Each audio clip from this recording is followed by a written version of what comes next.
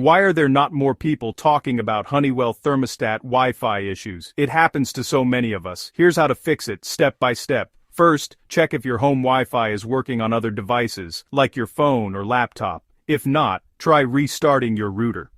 Still no luck? Go to your thermostat and press the menu button. Look for Wi-Fi settings or network settings. Select Wi-Fi setup or reset Wi-Fi.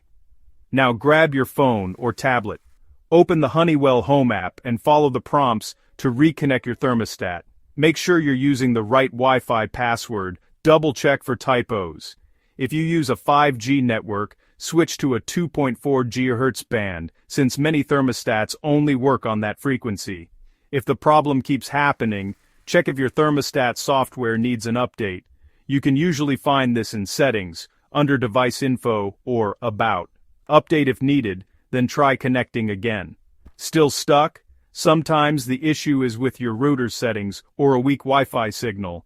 Try moving your router closer or use a Wi-Fi extender. If nothing works, contact Honeywell support for more help.